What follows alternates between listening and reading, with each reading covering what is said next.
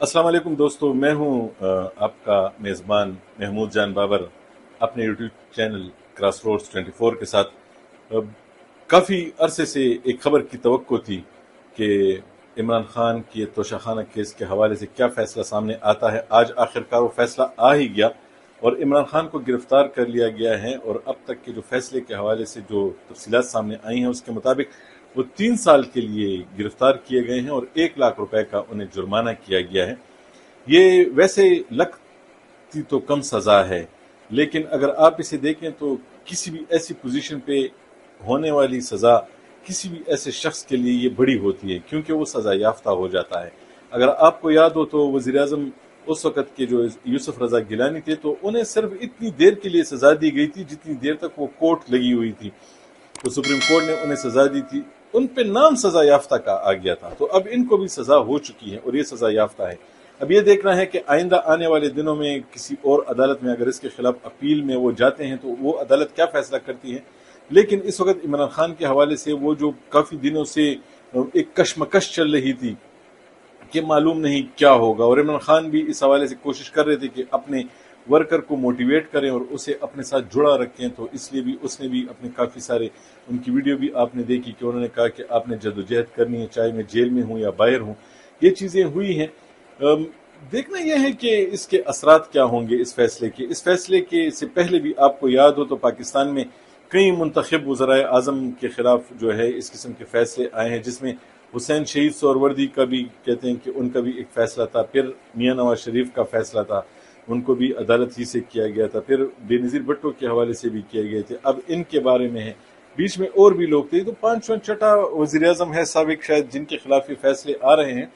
तो इसमें अब ये देखना है कि इन फैसलों के असरात मजीद क्या होते हैं। तो लेकिन एक बात बड़ी वाज़ेह है कि आज तक अदालतों से होने वाले फैसलों के किसी भी वज़ीर आज़म के खिलाफ उसके नताइज अच्छे नहीं निकले।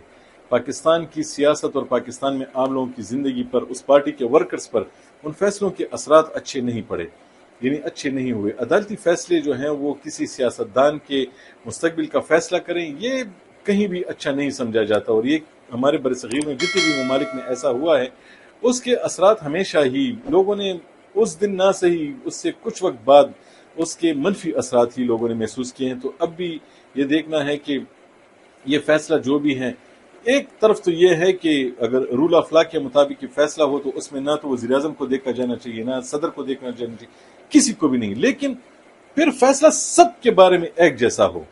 अगर ये फैसले सबके बारे में एक जैसे हैं तो फिर तो ये बहुत अच्छे फैसले हैं।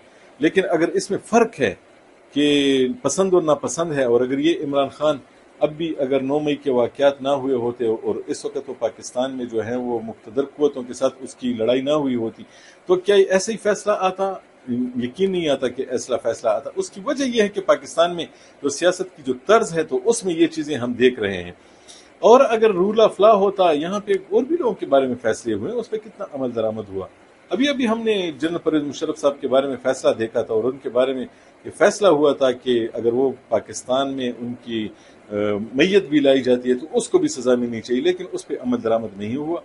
तो बात यह है कि यहाँ पे इस किस्म के फैसलों के हवाले से तशवीश भी पाई जाती है। लोग इसको जितना भी यानी हम इसको मनफी समझे कि 9 मई के बाद वाक़यात हुए, जो भी हुआ है, अवामी सतह पर इसके असरात अभी तक अच्छे नहीं हैं। क्योंकि लोगों में अगर आप देखते हैं तो लोगों में मैं ये समझता हूँ कि इमरान खान की हिमायत इतनी कम नहीं हुई, अभी उसकी हिमायत में शायद इजाफा ही हुआ है।